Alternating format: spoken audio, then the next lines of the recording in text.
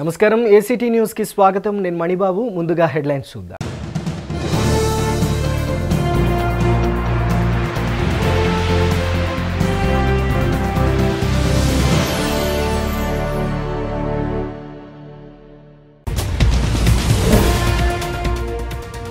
గ్రామ సచివాలయాల ద్వారా ప్రజలకు సంక్షేమ పథకాలు అందుతున్నాయి సీఎం జగన్ పాలన పట్ల సంతోషంగా ఉన్నారన్న మంత్రి వెల్లంపల్లి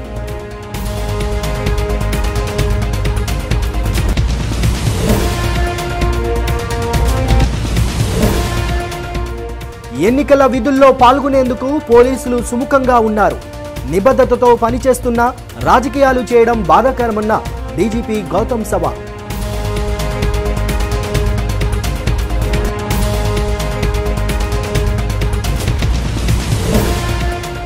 వ్యవసాయ రంగాన్ని అంబానీ అదానీలకు కట్టబెట్టేందుకు కేంద్రం కుట్ర పన్నుతుంది రైతుల పట్ల మోడీ ప్రభుత్వం వ్యవహరిస్తున్న తీరు దారుణమన్న సలిజనాథ్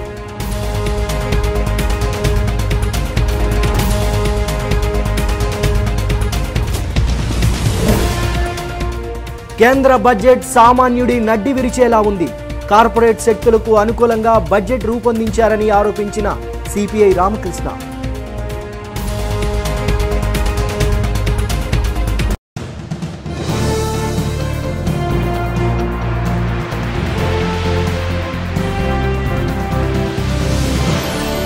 ఇక అప్డేట్ చూస్తే గ్రామ సచివాలయాల ద్వారా ప్రజలకు సంక్షేమ ఫలాలు అందుతున్నాయని దేవాదాయ శాఖ మంత్రి వెల్లంపల్లి శ్రీనివాస్ అన్నారు ముఖ్యమంత్రి వైఎస్ జగన్మోహన్ రెడ్డి అమలు చేస్తున్న సంక్షేమ పథకాలతో ప్రజలు ఎంతో సంతోషంగా ఉన్నారని పేర్కొన్నారు పశ్చిమ నియోజకవర్గం 38వ డివిజన్లో మంత్రి వెల్లంపల్లి పర్యటించారు ఈ సందర్భంగా స్థానికుల నుంచి సమస్యలను అడిగి తెలుసుకున్నారు చిన్నపాటి సమస్యలను అధికారులతో మాట్లాడి అక్కడికక్కడే పరిష్కరించారు అనంతరం ఆయన మీడియాతో మాట్లాడుతూ సీఎం జగన్ అందించే సంక్షేమ కార్యక్రమాల పట్ల ప్రజలు ఎంతో సంతోషిస్తున్నారని తెలిపారు చంద్రబాబు హయాంలో లాగా జన్మభూమి కమిటీలు లేకుండా గ్రామ సచివాలయాల ద్వారా ప్రజలకు సంక్షేమ ఫలాలు అందుతున్నాయని వెల్లడించారు కోర్టులో కేసులు పరిష్కారం అయిన వెంటనే అర్హులైన పేదలకు ఇళ్ల పట్టాలు అందిస్తామని హామీ ఇచ్చారు కార్యక్రమంలో వైసీపీ శ్రేణులు పాల్గొన్నారు విజయవాడ పశ్చిమ నియోజకవర్గంలో అభివృద్ధిలో భాగం కావచ్చు ప్రజల యొక్క సమస్యలను తెలుసుకోవడానికి కావచ్చు ఈరోజు 38వ డివిజన్లో పర్యటించడం జరుగుతుంది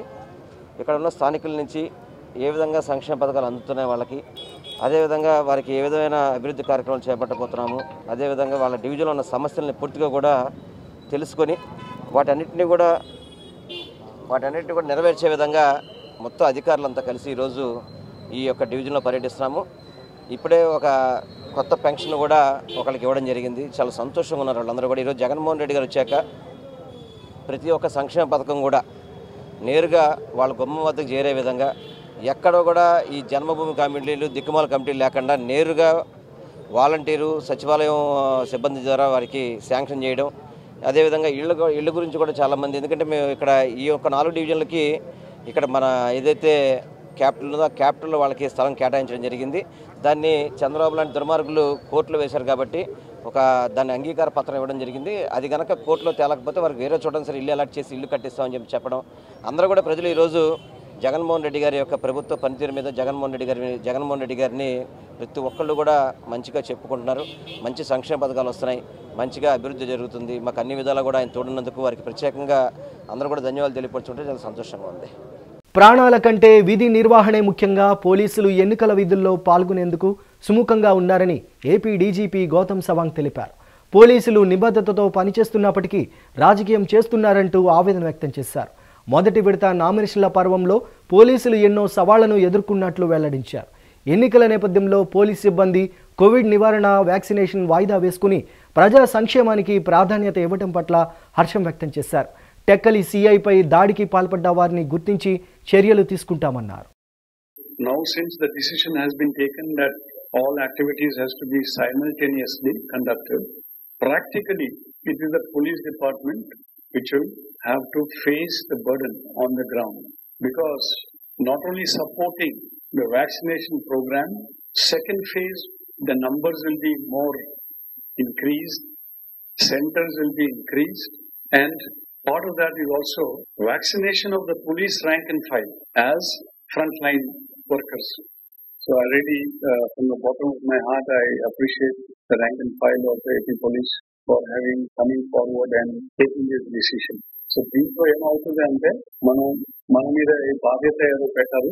ఒకవైపు వ్యాక్సినేషన్ ప్రోగ్రామ్ నడిపించాలా, ఇంకొక వైపు ఈ ఎలక్షన్ ప్రాసెస్ నడిపించాలి. అది చాలా వరకు మనం మీట్ దట్ ఉన్నాయి. ఇప్పుడు run up to the elections చూడండి, నిన్నటి వరకు ఫస్ట్ ఫేజ్ ది నామినేషన్ అయింది. ప్రతి జాగాలో బందోబస్తు పోలీసు వాళ్ళు కావాలి. ఇంకా రాబోయే రోజులు మళ్ళీ మొదలు పెడతారు.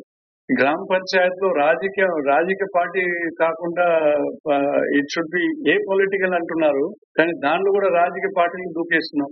అది కూడా రాజకీయం చేస్తున్నారు. ప్రతి అడుగు పోలీసు వాళ్ళు ఉండాలి, సిబ్బందులు ఉండాలి, గ్రౌండ్ లో ఉండాలి. సో వీ కెనాట్ ఆ వ్యాక్సినేషన్ ప్రోగ్రామ్ ఇప్పుడు మన పోలీస్కి ఇప్పుడు ఇవ్వాలంటే కూడా ఆల్రెడీ ఉండేది ఆ షెడ్యూల్ డిస్టర్బ్ అయిపోతుంది. ఇంకా ఈ సెకండ్ ఫేజ్ ఎప్పుడు స్టార్ట్ అవుతుంది అది కూడా తెలియటం లేదు. ఈ ఫస్ట్ ఫేజ్ వాళ్ళు కంప్లీట్ చేయాలి. ఏది మెడికల్ డాక్టర్స్, హెల్త్ వర్కర్స్ అది నడుస్తున్నారు. పోలీస్ ఎప్పుడు స్టార్ట్ అవుతుంది అంటే సెకండ్ ఫేజ్ ఫ్రంట్ లైనర్స్ లో ఎప్పుడు స్టార్ట్ అవుతుంది అది మనం ఆ డేట్ కూడా తెలియటం లేదు. కేంద్ర రాష్ట్ర ప్రభుత్వాలపై పీసీసీ అధ్యక్షులు శైలజానాథ్ తీవ్ర స్థాయిలో విమర్శలు గుప్పించారు. సాగు చట్టాలకు వ్యతిరేకంగా ఆందోళనలు చేపట్టిన రైతుల పట్ల మోడీ సర్కార్ దుర్మార్గంగా వ్యవహరిస్తుందని మండిపడ్డారు. దేశ వ్యవసాయ రంగాన్ని అంబానీ, అదానీల చేతుల్లో పెట్టేందుకు కేంద్రం కుట్రలు చేస్తుందని ఆయన ఆరోపించారు. సాగు చట్టాలకు వ్యతిరేకంగా ఢిల్లీలో చేపట్టిన నిరసన కార్యక్రమాల్లో పాల్గొంటున్న సుమారు 100 మంది రైతుల ఆచూకీ లేకపోవడం దారుణమని పీసీసీ అధ్యక్షులు శైలజానాథ్ ఆందోళన వ్యక్తం చేశారు. విజయవాడలోని పార్టీ రాష్ట్ర కార్యాలయం ఆంధ్రరత్న భవన్లో శైలజానాథ్ మీడియాతో మాట్లాడారు. రైతుల ఆందోళనను అడ్డుకునేందుకు మోడీ ప్రభుత్వం ఢిల్లీ సరిహద్దుల్లో కాంక్రీట్ గోడలను నిర్మిస్తడం చూస్తుంటే జాలేస్తుందని అన్నారు. నూతన వ్యవసాయ చట్టాలకు తమ పార్టీ వ్యతిరేకమన్న ఆయన రాష్ట్రంలో జగన్ ప్రభుత్వం వ్యవసాయ మోటార్లకు మీటర్లు బిగించే కార్యక్రమాన్ని ఉపసంహరించుకోవాలన్నారు. చింతలపూడి అంబేద్కర్ విగ్రహ ఘటనను ఖండించిన శైలజానాథ్ దోషులను గుర్తించి కఠిన చర్యలు తీసుకోవాలని డిమాండ్ చేశారు.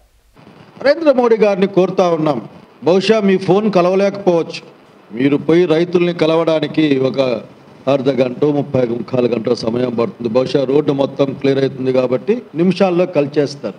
కలిసే ప్రయత్నమైనా చేశారా మోడీ గారు, ప్రధానమంత్రి గారు అడుగుతా ఉన్నాం కాంగ్రెస్ పార్టీతో. 100 మందికి పైగా రైతులు తమ ప్రాణాలని త్యాగం చేశారు. మీరు కలిశారా, మాట్లాడారా మీరు కానీ మీ స్నేహితుడు మోడీ షా గారు కానీ అని అడుగుతా ఉన్నాం. ప్రధానమంత్రి గారు సమాధానం చెప్పాలి. ఏది అడ్డం వచ్చింది మీకు, ఏం అడ్డం వస్తూ ఉంది? సరే, ట్రాక్టర్ తిరగబడో ఏదో ఒక సంఘటన ద్వారా రైతులు మరణించారు, అక్కడ పరామర్శించారా? ఓన్లీ తీరికలేంత బిజీగా ఉన్నారు అని అనుకుందామంటే మీ ఆర్థిక సోదరుడు లేదా ఆర్థిక స్నేహితుడు సోదరుడు అంబానీలకి మనవడు పుడితే చూసి హత్తుకునేకి వెళ్ళారు. మీరు మీ ప్రయారిటీ ఏందో అది చాలు. మీ చేతులు మీ గురించి మాట్లాడతాయని పెద్దలు చెప్తారు కనుక మీ చేతులు మీ గురించి మాకు అర్థమయ్యే విధంగా చెప్తానే ఉన్నాయి. ఒక స్పష్టం, అదానీ లాంటి అంబానీ లాంటి వాళ్ళకి భారతదేశ వ్యవసాయాన్ని కుదవబెట్టే, అమ్మివేసే, వాళ్ళకి దఖలు చేసే ఒక చట్టాలని మీరు మోస్తా ఉన్నారనేది ఒక వాస్తవం. దాన్ని అడ్డుకుంటున్నా వద్దంటున్న రైతులపైన మీ దాష్టికాన్ని చూపిస్తున్నది ఒక వాస్తవం. ఢిల్లీ నుంచి స్నేహితులు వార్త సేకరిస్తే రైతులకు సంబంధం లేని వాళ్ళు, రైతు వ్యతిరేక భావజాలంతో ఉన్న వాళ్ళు కుట్రపూరితంగా ఆ రోజు ఘర్షణలు సృష్టించారు అక్కడ అని చెప్తా ఉన్నారు. మోడీ సర్కార్ ప్రవేశపెట్టిన బడ్జెట్పై సిపిఐ రాష్ట్ర కార్యదర్శి రామకృష్ణ తీవ్ర స్థాయిలో ధ్వజమెత్తారు. కేంద్ర బడ్జెట్ కార్పొరేటర్లకు కొమ్ము కాసేలా ఉందని మండిపడ్డారు. బడ్జెట్తో సామాన్యులకు ఒరిగిందేమీ లేదని ఆయన విమర్శించారు. కేంద్ర బడ్జెట్పై స్పందించిన రామకృష్ణ గ్రీన్ ఇన్ఫ్రా సెస్సును విధించడంతో నిత్యావసర ధరలు పెరిగి ప్రజలపై భారం పడుతుందని ఆయన ఆందోళన వ్యక్తం చేశారు. ఏపీకి మోడీ ప్రభుత్వం మరోసారి తీవ్ర అన్యాయం చేసిందని ఆర్కే దుయ్యబట్టారు. కేంద్ర ఆర్థిక శాఖ మంత్రి నిర్మలా సీతారామన్ గారు పార్లమెంట్లో ప్రవేశపెట్టిన బడ్జెట్ స్పష్టంగా కార్పొరేట్లకు కొమ్ము గాయడం తప్ప మరొకటి కానే కాదు. నరేంద్ర మోడీ ప్రభుత్వం కేంద్రంలో అధికారంలోకి వచ్చిన తర్వాత ప్రతి సంవత్సరం కూడా నిస్సిగ్గుగా కార్పొరేట్లకు మేలు చేసే పద్ధతులు వాళ్ళు ముందుకు పోతూ ఉన్నారు. ప్రత్యేకించి కోవిడ్-19 పరిస్థితుల్లో నిజంగా ఇవాళ ప్రజల నుంచి ఎలాంటి ప్రతిస్పందన ఉండదనే ఉద్దేశంతో ప్రజా వ్యతిరేక చట్టాలను తీసుకుని వచ్చారు. అటు కార్మిక వర్గాన్నంతా కూడా అనేక కష్టాలకు గురి చేశారు. రైతాంగానికి వ్యతిరేకంగా చట్టాలు తీసుకుని వచ్చారు. ఇవాళ దేశవ్యాప్తంగా రైతాంగ పోరాటం జరుగుతూ ఉంది. అదేవిధంగా ఇవాళ బడ్జెట్లో చూస్తే సాధారణ ప్రజలకు మేలు జరిగే చర్యలు ఏవీ లేవు. పైగా పెట్రోలు డీజిల్ విపరీతంగా పెంచడం వల్ల రాబోయే రోజుల్లో ఇప్పటికే ధరలు పెరిగిపోయాయి. నిత్యావసర వస్తువుల ధరలన్నీ కూడా విపరీతంగా పెరిగిపోయే ప్రమాదం ఉంది. సామాన్యుని నడ్డివిడిచే బడ్జెట్ తప్ప మరొకటి కానే కాదు. అదేవిధంగా రెండో విషయం, రాష్ట్రాల విషయానికి వచ్చేలోగా ఎక్కడైతే ఎన్నికలు జరుగుతూ ఉన్నాయో ఎన్నికలు జరిగే రాష్ట్రాలకు ప్రత్యేకించి తమిళనాడు, అస్సాం, అదేవిధంగా వెస్ట్ బెంగాల్ ఈ 3 రాష్ట్రాలకు ప్రాధాన్యత ఇచ్చారు తప్ప మిగతా ఏ రాష్ట్రాలకి ఇవ్వలే. ఆంధ్రప్రదేశ్ రాష్ట్రానికి మాత్రం ముందు నుంచి కూడా పదే అన్యాయం చేస్తూ ఉన్నారు. రాష్ట్రానికి ప్రత్యేక హోదా ఇవ్వలే, మెట్రో రైలుకు నిధులు కేటాయించలే, విభజన హామీలు ఏవైతే ఉన్నాయో దానికి సంబంధించి కూడా ఏమాత్రం కూడా చర్యలు చేపట్టాలే. కాబట్టి ప్రతి విషయంలో కూడా ఆంధ్రప్రదేశ్ రాష్ట్రానికి అన్యాయం చేస్తూ ఉన్నారు తప్ప ఏ ఒక్క విషయంలో కూడా ఈ ప్రభుత్వం న్యాయం చేయలేదు. గత 6 సంవత్సరాలుగా జరుగుతున్న అన్యాయాన్ని మరింతగా కొనసాగించారు. రాష్ట్రంలోని ప్రాథమిక పాఠశాలలు సహా అన్ని పాఠశాలలు నేటి నుంచి పూర్తి స్థాయిలో ప్రారంభమయ్యాయి. కోవిడ్ నిబంధనలు పాటిస్తూ 1 నుంచి 5 తరగతులుండే ప్రాథమిక పాఠశాలల్లోనూ సోమవారం నుంచి తరగతులు నిర్వహించారు. నగరంలో ప్రారంభమైన ప్రభుత్వ ప్రాథమిక పాఠశాలలపై ఏసీటీ ప్రత్యేక కథనం. రాష్ట్రంలో ప్రాథమిక పాఠశాలలు నేటి నుంచి ప్రారంభమయ్యాయి. కోవిడ్ నిబంధనలు పాటిస్తూ 1 నుంచి 5 తరగతులుండే ప్రాథమిక పాఠశాలల్లోనూ నేటి నుంచి తరగతులు నిర్వహించాలని ఈ మేరకు పాఠశాల విద్యాశాఖ అన్ని జిల్లాల అధికారులకు ఆదేశాలు జారీ చేసింది.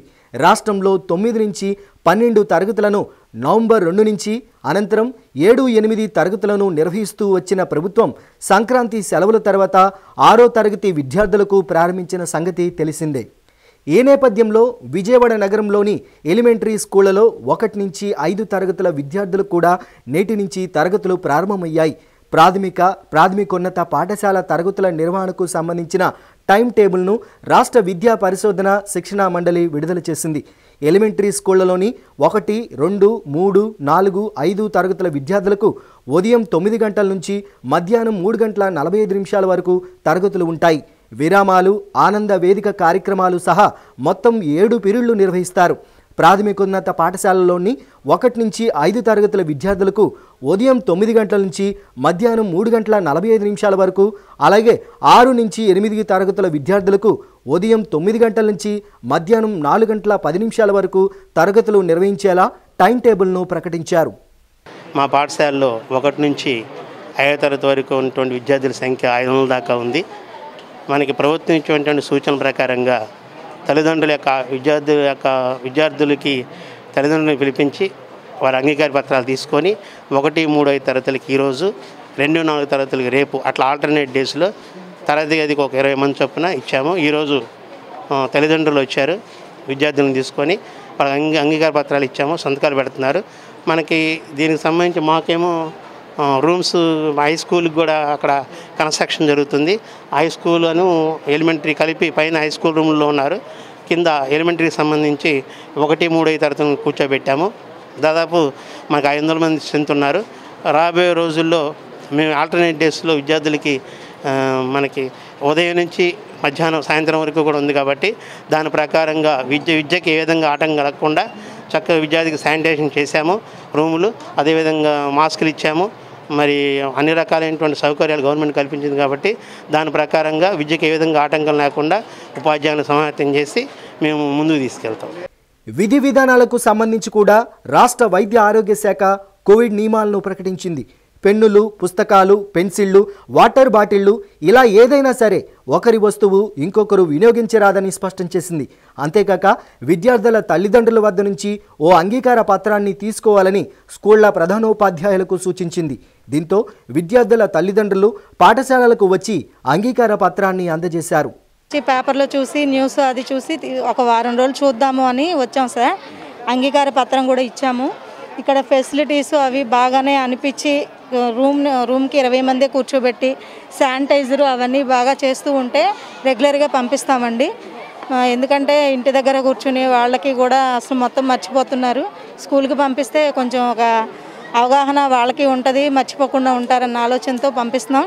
మన గవర్నమెంట్ ప్రవేశపెట్టినవన్నీ కూడా ఈ చిక్కీలు కానీ గుడ్లు కానీ ఇవన్నీ మాకు అందజేస్తున్నారండి స్కూల్ వాళ్ళు.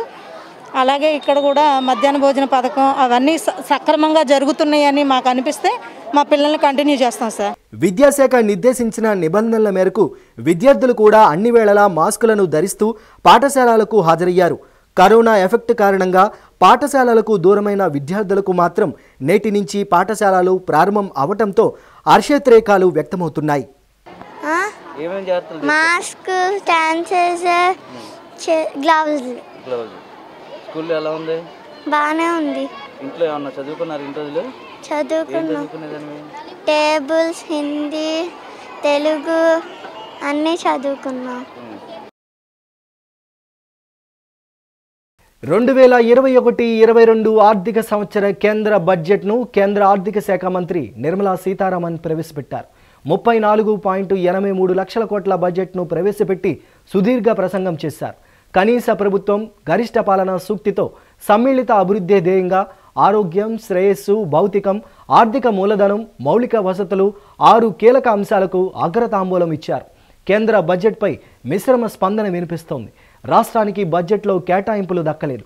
అన్ని రంగాలకు కేటాయింపులు ఉన్నా కొన్నిటికి భారీగా ఉండగా మరికొన్నిటికి నామమాత్రంగా సరిపెట్టారు. పార్లమెంట్ బడ్జెట్ సమావేశాల్లో భాగంగా కేంద్ర ఆర్థిక మంత్రి నిర్మలా సీతారామన్ కేంద్ర వార్షిక బడ్జెట్ను ప్రవేశపెట్టారు.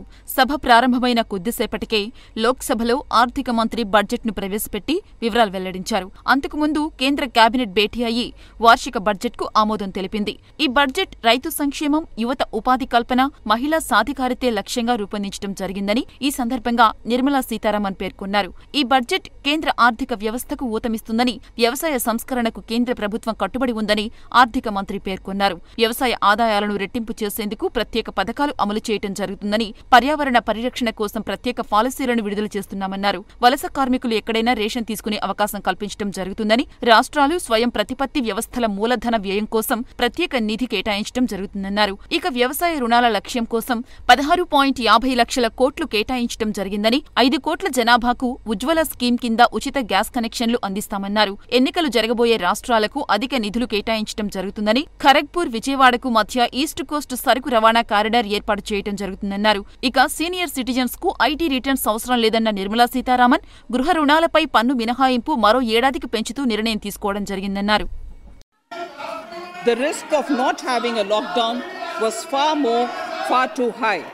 Within 48 hours of declaring a 3-week long complete lockdown, the Prime Minister announced the Pradhan Mantri Garib Kalyan Yojana, valued at 2.76 lakh crores, that provided free food grain to 800 million people, free cooking gas for 80 million families for months, and cash directly to over 400 million farmers, women, elderly, the poor and the needy.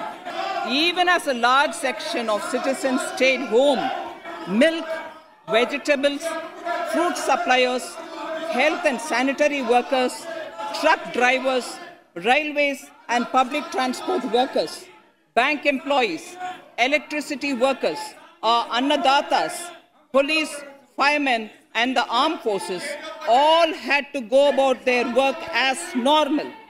ఇక 2020-21 ఆర్థిక సంవత్సరానికి ద్రవ్య లోటు అంచనా 9.5% కాగా దీన్ని 6.8%కు తగ్గించాలన్న లక్ష్యం పెట్టుకున్నామన్నారు. Budget మూలధన వ్యయం 5.54 లక్షల కోట్లు కాగా బడ్జెట్ అంచనా మొత్తం 34.83 లక్షల కోట్లుగా నిర్ణయించారు. 15 ఆర్థిక సంఘం సిఫార్సులకు కేంద్రం ఆమోదం తెలిపింది. ఇక కేటాయించిన బడ్జెట్ వివరాలు చూస్తే రైల్వే శాఖకు 1,10,000 కోట్లు, విద్యుత్ రంగానికి 3.5 లక్షల కోట్లు, సౌరశక్తి రంగానికి 1,000 కోట్లు, కరోనా వ్యాక్సిన్ కు 35,000 కోట్లు, జల మిషన్ కు 2.87 లక్షల కోట్లు, రక్షిత మంచినీటి పథకాలకు 87,000 కోట్లు, వాయు కాలుష్యం నివారణకు 2,217 కోట్లు, హెల్త్ కేర్ కు 2 లక్షల కోట్లు, స్వచ్ఛ భారత్ కు 1,41,000 కోట్లు, ఆర్థిక సంస్థల అభివృద్ధికి 20,000 కోట్లు, ప్రధానమంత్రి గరీబ్ కళ్యాణ్ యోజన 2.75 లక్షల కోట్లతో పాటు ఇంకా పలు విభాగాలకు కేటాయింపులు చేశారు. ఇదిలా ఉంటే ఆరోగ్య రంగానికి 64.18 కోట్లతో ప్రత్యేక నిధిని ఏర్పాటు చేశారు. ఇక నూతన బడ్జెట్ ప్రకారం దుస్తులు, కార్లు, మొబైల్ ధరలు పెరిగే అవకాశం ఉండగా బంగారం, వెండి ధరలు తగ్గే అవకాశం ఉంది. Our government is committed to the welfare of farmers. The MSP regime has undergone a sea change to assure price that is at least 1.5 times the cost of production across all commodities. The procurement has also continued to increase at a steady pace. This has resulted in increase in payment to farmers substantially. In case of wheat, a total amount paid to farmers in 2013-14, Honorable Speaker, sir, the data that I give now is important for all honorable members to kindly hear. In case of wheat, the total amount paid to farmers in 2013-14 was 33,874 crores. In 2019-20, it was 62,802 crores. And even better, Honorable Speaker, in 2020-2021, this amount paid to farmers was 75,060 crores. Honorable Speaker, again an important fact, the number of wheat growing farmers that were benefited increased in 2020-21 to 43.36 lakhs compared to 35.57 lakhs in 2019-20. That much of an increase within 1 year. ప్రతిపక్ష పార్టీలను వేధిస్తున్న police అధికారులను బదిలీ చేయాలని TDP polit bureau సభ్యులు bonda Uma demand చేశారు. పట్టణ నగర ప్రాంతాల్లో ఎన్నికల కోడ్ లేకుండా బైండ్ ఓవర్ కేసులు పెట్టి వేధిస్తున్నారంటూ ఎన్నికల కమిషన్ కార్యదర్శి కన్నబాబుకు ఫిర్యాదు చేశారు. ఈ సందర్భంగా మాజీ ఎమ్మెల్యే బోండా ఉమా మాట్లాడుతూ గత ఏడాది మార్చి నెలలో విడుదలైన నోటిఫికేషన్ ప్రకారం నామినేషన్లు వేసిన అభ్యర్థుల ఓట్లను తొలగిస్తున్నారని మండిపడ్డారు. Election commission state election commission notification ఇచ్చిన కాడి నుంచి ప్రభుత్వం ఏదో విధంగా ఈ ఎన్నికల్ని వాయిదా వేయాలని రకరకాలుగా అడ్డంకులు స్టేట్ ఎలక్షన్ కమిషన్ కి సృష్టించడం, ఒక రాజ్యాంగ పదవిలో ఉన్నటువంటి స్టేట్ ఎలక్షన్ కమిషన్ నీచాతి నీచంగా దుర్భషలాడటం ఎప్పుడూ కూడా భారతదేశంలో ఏ రాష్ట్రంలో కూడా ఇలాంటి సంఘటనలు మనం చూడలేదు, జరగలేదు. ఇవాళ ఎన్నికల నోటిఫికేషన్ విడుదల కాడి నుంచి ఆ ఎన్నికల్ని పోస్ట్ పోన్ చేయాలి, రద్దు చేయాలని చెప్పి హైకోర్టుకి సుప్రీంకోర్టు అనేక రకాలుగా వెళ్ళినటువంటి రాష్ట్ర ప్రభుత్వం ఆఖరికి సుప్రీంకోర్టు ఆదేశాలతో రాష్ట్రంలో పంచాయతీ ఎలక్షన్లు నిర్వహించడానికి తప్పని పరిస్థితిలో కోర్టుల మొట్టికాయలతో ఇవాళ ప్రభుత్వం ఎన్నికలు నిర్వహిస్తా ఉంది. కానీ ఎప్పటికప్పుడు ఎన్నికల నిధుల్ని, ఎన్నికల విధుల్ని పూర్తిగా స్టేట్ ఎలక్షన్ కమిషన్ వారు ఎప్పటికప్పుడు ప్రకటిస్తా ఉన్నారు, రాష్ట్రంలో పర్యటిస్తా ఉన్నారు. కానీ కొంతమంది పోలీస్ అధికారులు అలాగే రెవెన్యూ గాని, మున్సిపాలిటీ గాని రకరకాలుగా తెలుగుదేశం పార్టీని, ప్రతిపక్ష పార్టీల్ని వేధిస్తా ఉన్నారు. వీళ్ళ లక్ష్యం ఏంటంటే వైఎస్ఆర్ కాంగ్రెస్ పార్టీ అభ్యర్థుల విజయమే పోలీసులు, కొంతమంది పోలీసు అధికారుల లక్ష్యంగా పెట్టుకొని పనిచేస్తా ఉన్నారు. ఇవాళ దాని మీదే ఎన్నికల కమిషనర్ గారిని కలవడానికి వచ్చాం. ఇవాళ కమిషనర్ గారు పర్యటనలో ఉన్నారు. మరి సెక్రటరీ గారు అయినటువంటి కన్నబాబు గారిని కలిసి రిప్రజెంటేషన్ ఇవ్వటం జరిగింది. ఈ రిప్రజెంటేషన్ లో ఎన్నికల్ని అంటే పంచాయతీ ఎన్నికల్ని, ఇటు రేపు రాబోయే మున్సిపల్ అలాగే కార్పొరేషన్ ఇట్లు కూడా నోటిఫికేషన్ ఇస్తారని చెప్పి 22, 23 తారీఖులు అని చెప్పి మరి మీడియాల్లో గాని కథనాలు వచ్చినాయి. దాని మీద ముందుగానే ఏదైతే మొన్న మార్చి 2020 మార్చిలో ఎన్నికలను నిర్వహించడానికి ఆ రోజు ఎలక్షన్ కమిషన్ నోటిఫికేషన్ ఇచ్చినప్పుడు విజయవాడలో కార్పొరేటర్ అభ్యర్థులందరూ కూడా నామినేషన్లు వేయటం జరిగింది. ఆ నామినేషన్స్ ని స్క్రూటినీ చేసి ఓకే చేయటం కూడా జరిగింది. కానీ ఈ లోపే కొంతమంది అభ్యర్థులకి ఓట్లు లేవని, అంటే పోటీ చేసే అభ్యర్థులకి ఓట్లు లేవని ఓట్లు తీసేశారు. అంటే వైసీపీకి కార్పొరేషన్ ఎన్నికల్లో, లోకల్ బాడీస్ ఎన్నికల్లో, పంచాయతీ ఎన్నికల్లో ఓటమి తప్పదనే భయం పట్టుకుంది. కార్పొరేషన్ ఎన్నికలంటేనే వెన్నులో వణుకు పుడతా ఉంది వైసీపీకి. దానికోసమే తెలుగుదేశం పార్టీ ఎప్పటి నుంచో ఉన్నటువంటి ఓట్లని తొలగిస్తా ఉన్నారు, అలాగే పోటీ చేసే అభ్యర్థుల ఓట్లు కూడా తొలగిస్తా ఉన్నారు. దాని మీద ఇవాళ కమిషనర్ గారిని కలిసి మరి రిప్రజెంటేషన్ ఇవ్వటం జరిగింది. రాష్ట్ర ప్రభుత్వం ఎంతో ప్రతిష్టాత్మకంగా తీసుకున్న ఇంటి వద్దకే రేషన్ కార్యక్రమం ప్రారంభమైంది. గ్రామాల్లో ఎన్నికల కోడ్ ఉన్న నేపథ్యంలో పట్టణాలు, నగరాల్లో అధికారులు రేషన్ పంపిణీ వాహనాలను జెండా ఊపి ప్రారంభించారు. వైసీపీ ప్రభుత్వం ప్రతిష్టాత్మకంగా చేపట్టిన ఇంటి వద్దకే రేషన్ పంపిణీ కార్యక్రమం ప్రారంభమైంది. విజయవాడ నగరంలోని పశ్చిమ నియోజకవర్గంలో ఇంటింటికి రేషన్ బియ్యం పంపిణీ ప్రారంభించారు. అధికారులు పర్యవేక్షణలో రేషన్ వాహనాల ద్వారా లబ్ధిదారుల ఇళ్లకే సరుకులను అందిస్తున్నారు. సోమవారం ఉదయం నుంచి అధికారులు రేషన్ పంపిణీ మొదలుపెట్టారు. ఇంటికే రేషన్ సరుకులు రావడంతో గంటల కొద్దీ లైన్లో నిలబడడం, రేషన్ డీలర్ల చేదరింపులు ఇక ఉండవని స్థానిక ప్రజలు ఆనందం వ్యక్తం చేస్తున్నారు. పంచాయతీ ఎన్నికల కోడ్ ఉండటంతో గ్రామీణ ప్రాంతాల్లో ఈ పంపిణీ కార్యక్రమం ప్రారంభం కాలేదు. బియ్యం బాగానే ఉందండి. ఈ పద్ధతి ఇంటి దగ్గరికి వ్యాన్ తీసుకొచ్చి ఇవ్వటం, కాటా వేసి ఇవ్వటం బాగానే ఉంది, ఇబ్బంది లేదు. అది బియ్యం, పంచదార, కందిపప్పు స్టోర్లోకి వెళ్ళి ఇది కాకపోయినా మిషన్ పని చేయకపోయినా మళ్ళీ రావాల్సిందే. దానికి టైం ఏముంది, అవసరం అయితే సాయంత్రం మళ్ళీ రావాలా అంతే. బండి అయితే అమ్మటే ఇచ్చేస్తున్నారు. బియ్యం బాగానే ఉన్నాయండి. ఈ పద్ధతి కూడా చాలా బాగుంది, ఇబ్బంది లేకుండా ఉంది. మెయిన్ ఆ స్టోర్కి వెళ్తే ఈ పూట మళ్ళీ రేపు రమ్మంటారు, ఎల్లుండి రమ్మంటారు. ఆ తలకనింపు లేకుండా శుభ్రంగా ఉంది. ఒకసారి పూట కూడా పెట్టేది లైన్లో నుంచోని, ఏళ్ళు మొదలు పడిపోయినా మళ్ళా రమ్మనేవాళ్ళు. అదంతా లేకుండా ఇది చాలా సౌకర్యంగా ఉంది. ఆటో డ్రైవర్లు ట్రాఫిక్ రూల్స్ తప్పనిసరిగా పాటిస్తూ ప్రయాణికులను సురక్షితంగా గమ్యానికి చేర్చాలని ఏసీపీ శ్రీనివాసరావు సూచించారు. మద్యం తాగి వాహనాలు నడపవద్దని, ప్రతి ఒక్కరూ రోడ్డు భద్రతా నియమాలను పాటించాలన్నారు. రోడ్డు భద్రతా వారోత్సవాల్లో భాగంగా పోలీసులు పలు అవగాహన కార్యక్రమాలకు శ్రీకారం చుడుతున్నారు. నగరంలోని రైల్వే స్టేషన్ వద్ద ఉన్న ఆటో బూత్ వద్ద ఆటో డ్రైవర్లకు ట్రాఫిక్ రూల్స్పై అవగాహన కార్యక్రమం నిర్వహించారు. ఈ కార్యక్రమంలో ఏసీపీ శ్రీనివాసరావు, సిఐ మూర్తిలు పాల్గొని డ్రైవర్లకు పలు సూచనలు చేశారు. అనంతరం ఏసీపీ మాట్లాడుతూ ప్రతి సంవత్సరం జనవరి 18 నుంచి ఫిబ్రవరి 18 వరకు భద్రతా వారోత్సవాలను నిర్వహిస్తున్నామని వెల్లడించారు. ప్రతి ఒక్కరూ తప్పనిసరిగా ట్రాఫిక్ రూల్స్ను పాటించాలని సూచించారు. ముఖ్యంగా ఆటో డ్రైవర్లు నిబంధనలు పాటిస్తూ ప్రయాణికులను సురక్షితంగా గమ్యాలకు చేర్చాలన్నారు. అనంతరం సిఐ మూర్తి మాట్లాడుతూ సురక్షితమైన ప్రయాణాన్ని ప్రజలకు అందించాల్సిన బాధ్యత ఆటో డ్రైవర్లపై ఉందన్నారు. కార్యక్రమంలో పోలీస్ సిబ్బంది, ఆటో డ్రైవర్లు పాల్గొన్నారు. రోడ్డు భద్రతా మాసోత్సవాల సందర్భంగా ఈ జాతీయ రోడ్డు భద్రతా మాసోత్సవం అంటే జనవరి 18 నుంచి ఫిబ్రవరి 18 వరకు సెంట్రల్ గవర్నమెంట్ కండక్ట్ చేస్తున్న కార్యక్రమం ఇది.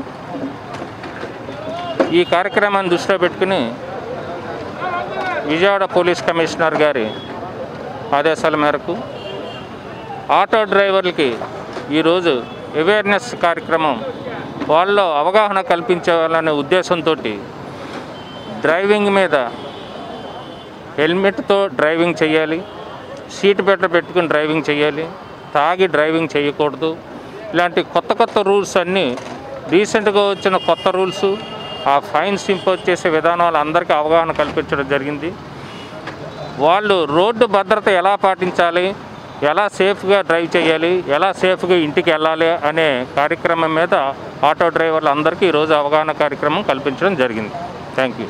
భద్రతా మాసోత్సవాల సందర్భంగా జనవరి 18 నుంచి ఫిబ్రవరి 17 వరకు ఈ కార్యక్రమం జరుగుతుంది. దాంట్లో భాగంగా రోడ్ సేఫ్టీ, దాంట్లో ప్రధానమైన ఉద్దేశం భారతదేశంలో ఉండేటువంటి రోడ్స్, స్ట్రీట్స్ అన్నీ కూడా సేఫ్గా ఉండాలి. సేఫ్ జర్నీ కోసం ఈ 1 మంత్ ఈ అవేర్నెస్ ప్రోగ్రాం పెట్టడం జరిగింది. దాంట్లో భాగంగా ఈ రైల్వే స్టేషన్ ప్రీపెయిడ్ బూత్, అదేవిధంగా ఈ పరిసర ప్రాంతాల్లో ఉండేటువంటి ముఖ్యంగా ఆటో వర్కర్స్ అందరికీ కూడా ఈ రోడ్ సేఫ్టీ గురించి ఒకసారి ఎక్స్ప్లెయిన్ చేసి, ప్రతి సంవత్సరంలో భారతదేశంలో సుమారుగా 2020లో 1,51,000 మంది ఈ యాక్సిడెంట్లో చనిపోవడం జరిగింది. సుమారు ప్రతిరోజు కూడా 410 మంది పైచిలుకు యాక్సిడెంట్లో చనిపోతున్నారు. కొన్ని లక్షల మంది క్షతగాత్రులు అవుతున్నారు, ఇంజూర్డ్ అవుతున్నారు. ఇవన్నీ కూడా మనం అధిగమించాలంటే, ఇవన్నీ కూడా జరగకుండా చూడాలంటే ఎలాంటి మెజర్స్ తీసుకోవాలి, ముఖ్యంగా డ్రైవింగ్ ఫీల్డ్లో ఉన్నవాళ్ళు ఎలాంటి దీని మీద నివారణ చర్యలు తీసుకోవాలి, తదితర విషయాలన్నీ కూడా సవివరంగా అందరం కూడా ఈ అవేర్నెస్ క్యాంపులో డిస్కస్ చేయడం జరిగింది. కేంద్ర ప్రభుత్వం తీసుకొచ్చిన వ్యవసాయ బిల్లులను తక్షణమే రద్దు చేయాలని insurance corporation Machilipatnam division employees union నాయకులు కళాధర్ అన్నారు. ఈ నల్ల చట్టాల వలన వ్యవసాయం సంక్షోభం ఏర్పడుతుందన్నారు. నూతన వ్యవసాయ బిల్లులను తక్షణమే ఉపసంహరించుకోవాలని రైతులు చేస్తున్న ఉద్యమానికి పెద్ద ఎత్తున మద్దతు లభిస్తుంది. ఈ సందర్భంగా insurance corporation employees union Machilipatnam division ₹1,00,000 చెక్కులను రైతు సంఘాల నేతలకు అందించారు. అనంతరం కళాధర్ మాట్లాడుతూ వ్యవసాయ బిల్లులను రద్దు చేయకపోతే రైతాంగం సంక్షోభంలో పడుతుందని ఆవేదన వ్యక్తం చేశారు. అందుకే రైతులకు మద్దతుగా నిలిచేందుకు all India insurance corporation employees union ఆర్థిక సహకారం అందిస్తుందన్నారు. ఇప్పటిదాకా ₹15 లక్షల వరకు సహకారం అందించామని భవిష్యత్తులో కూడా అండగా ఉంటామన్నారు. రైతులకు వ్యతిరేకంగా చేసినటువంటి 3 చట్టాలు ఏవైతే ఉన్నాయో నల్ల చట్టాలుగా వాళ్ళ భారత ప్రజానికి నమ్ముతూ ఉంది. ఈ 3 చట్టాలు కనుక అమల్లోకి వచ్చినట్టయితే రైతాంగ ప్రయోజనాలు దెబ్బతింటాయి. అంతేకాకుండా అగ్రేరియన్ క్రైసిస్ అంట వ్యవసాయ సంక్షోభం అనేది భారతదేశంలో ఇంకా ఎక్కువైపోతుంది. ఆహార భద్రత అనేది కొరవవుతుంది. ఇంతకుముందు వరకు కూడా ఏంటంటే ఈ హోర్డింగ్ ఆఫ్ స్టాక్ అనేది ఒక నేరంగా పరిగణించేవాళ్ళు. ఇప్పుడు ఈ చట్టాల వల్ల ఏంటంటే ఈ హోర్డింగ్ ఆఫ్ స్టాక్ని పెట్టుకోవడం అనేది అఫీషియలైజ్ చేస్తూ దీన్ని ఏంటంటే రాబోయేటువంటి రోజుల్లో ఆహార కొరతని సృష్టించి ఎక్కువ ధరలకు అమ్మేటువంటి విధంగా చేసేటువంటి ప్రమాదం ఉంది. అలాగే రైతాంగం మద్దతు ధర గురించి ఎప్పటి నుంచో వాళ్ళు ఫైట్ చేస్తూ ఉన్నారు. కాబట్టి వాళ్ళకి మద్దతు ధర కల్పించడమే కాకుండా దానికి చట్టబద్ధత కల్పించాలి. అట్లాగే వాళ్ళకి అన్ని పంటలకు కూడా గిట్టుబాటు ధరలు కల్పించాలని చెప్పేసి ఢిల్లీలో ఉన్నటువంటి రైతులు గత 60 రోజులుగా ఆందోళన చేస్తూ ఉన్నారు. ఈ ఆందోళనకు మద్దతుగా ఆల్ ఇండియా ఇన్సూరెన్స్ ఎంప్లాయీస్ అసోసియేషన్గా LIC ఉద్యోగులు సంపూర్ణమైనటువంటి మద్దతు తెలియజేస్తూ ఉన్నారు. అట్లాగే దేశవ్యాప్తంగా పంజాబ్ కావచ్చు, లూధియానా కావచ్చు, అమృత్సర్ కావచ్చు, ఢిల్లీ కావచ్చు, లేదా యూపీ కావచ్చు, హర్యానా అనేక దేశంలో ఉన్న అనేక రాష్ట్రాలు ఉన్నటువంటి LIC ఉద్యోగులందరూ కూడా రైతులకి అంటే ఢిల్లీలో పోరాడుతున్నటువంటి రైతులకి మద్దతు తెలియజేయడమే కాకుండా ఆర్థికంగా సహాయం చేసేటువంటి ఒక డివిజన్ అయితే 2,75,000, ఒక డివిజన్ ₹1,00,000, ఇంకో డివిజన్ 1,00,000. అలాగే దేశవ్యాప్తంగా దాదాపు ఇప్పటివరకు 15 లక్షల పైగా ఆర్థిక సహాయాన్ని అందించడమే కాకుండా వాళ్ళ యొక్క పోరాటానికి నైతిక మద్దతు తెలియజేస్తూ ఈ నల్ల చట్టాలు ఏవైతే ఉన్నాయో రైతులతో చర్చలు జరిపి కాలయాపన చేయకుండా చర్చల పేరు మీద భారత ప్రభుత్వం ఇమీడియట్గా 3 చట్టాలను కూడా రద్దు చేయాలని చెప్పేసి ఆల్ ఇండియా ఇన్సూరెన్స్ ఎంప్లాయీస్ అసోసియేషన్గా మేము డిమాండ్ చేస్తూ ఉన్నాము. అలాగే ఈ యొక్క చేస్తున్నటువంటి సంఘాలన్నిటికీ కూడా సంపూర్ణమైనటువంటి మద్దతు తెలియజేస్తాం all India insurance employees association చెప్పి తెలియజేస్తాం. విజయవాడ పార్లమెంటరీ నియోజకవర్గ పరిధిలో భారతీయ జనతా పార్టీని మరింత బలోపేతం చేయనున్నట్లు పార్టీ పార్లమెంటరీ నియోజకవర్గ యువ మోర్చా అధ్యక్షుడు బోండా నిరీష్ కుమార్ తెలిపారు. ప్రధాని నరేంద్ర మోడీ అమలు చేస్తున్న ప్రజా సంక్షేమ పథకాల పట్ల ప్రజలు సంతృప్తి వ్యక్తం చేస్తున్నారని తెలిపారు. విద్యాధరపురంలోని చెరువు సెంటర్ వద్ద ఉన్న బీజేపీ కార్యాలయంలో విలేకరుల సమావేశం నిర్వహించారు. ఈ సందర్భంగా నీరీష్ మాట్లాడుతూ భారతీయ జనతా యువ మోర్చా విజయవాడ పార్లమెంటరీ అధ్యక్షునిగా తనను నియమించినందుకు కృతజ్ఞతలు తెలిపారు. తనపై నమ్మకంతో అప్పగించిన బాధ్యతను సక్రమంగా నెరవేరుస్తానని స్పష్టం చేశారు. త్వరలో పార్లమెంటరీ నియోజకవర్గాల పరిధిలో యువ మోర్చా మండల డివిజన్ కమిటీలను ఏర్పాటు చేస్తామన్నారు. నరేంద్ర మోడీ ప్రభుత్వం అమలు చేస్తున్న ప్రజా సంక్షేమ పథకాలను ప్రజల్లోకి తీసుకువెళ్తామన్నారు. 24లో ఏదైతే ఎలక్షన్స్ ఉన్నాయో బీజేపీ జనసేన పార్టీ ఇద్దరం సమన్వయంగా పనిచేసి 2024 ఎలక్షన్స్లో పార్టీని అధికారంలో తీసుకురావడానికి యువ మోర్చా అనేది కీలక భూమి చేస్తుందని చెప్పి నేను తెలియజేస్తున్నాను. అట్లాగే రానున్న మున్సిపల్ ఎలక్షన్స్లో, కార్పొరేషన్ ఎలక్షన్స్లో ఈ యొక్క పార్లమెంట్ విజయవాడ పార్లమెంట్ నుంచి ఎక్కువ సీట్లు కైవసం చేసుకునే విధంగా బీజేపీ యువ మోర్చా తరఫున కూడా మేము కీలకంగా పనిచేస్తామని చెప్పి తెలియజేస్తున్నాను. రేపు రానున్న మున్సిపల్ కార్పొరేషన్ ఎలక్షన్స్లో విజయవాడ మేయర్ని బీజేపీ జనసేననే రెపరెపలాడిస్తుందని చెప్పి బీజేపీ జనసేన జెండాని కార్పొరేషన్లో ఎగరేస్తామని చెప్పి నేను ముఖ్యంగా తెలియజేసుకుంటున్నాను. అదేవిధంగా రానున్న రోజుల్లో ఈ యువ మోర్చా మండల స్థాయి అధ్యక్షుల్ని, మండల స్థాయి కమిటీని వెంటనే నియమిస్తాం. అదేవిధంగా డివిజన్ స్థాయి నుంచి కూడా బలోపేతం చేస్తామని చెప్పి నేను తెలియజేస్తున్నాను. ప్రతి ఒక్కరు నరేంద్ర మోడీ గారిని యాక్సెప్ట్ చేస్తున్నారు. ఈ రోజున ఏసీటీ న్యూస్ ముగించే ముందు హెడ్లైన్స్ మరొకసారి చూద్దాం.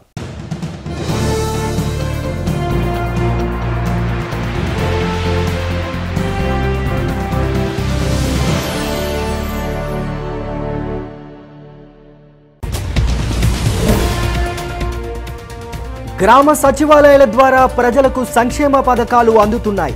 సీఎం జగన్ పాలన పట్ల సంతోషంగా ఉన్నారన్న మంత్రి వెల్లంపల్లి.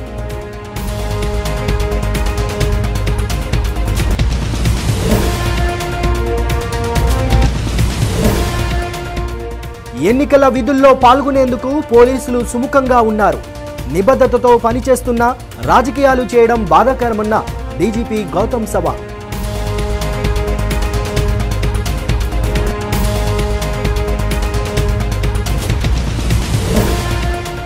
వ్యవసాయ రంగాన్ని అంబానీ అదానీలకు కట్టబెట్టేందుకు కేంద్రం కుట్ర పన్నుతుంది. రైతుల పట్ల మోడీ ప్రభుత్వం వ్యవహరిస్తున్న తీరు దారుణమన్న సలిజనాథ్.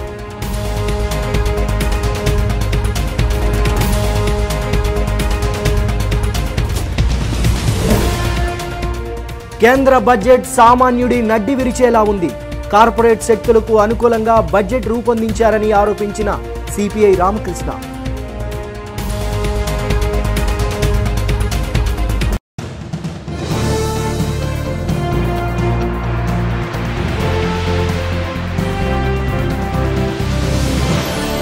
ఇంతటితో ఏసీటీ న్యూస్ సమాప్తం. నమస్కారం.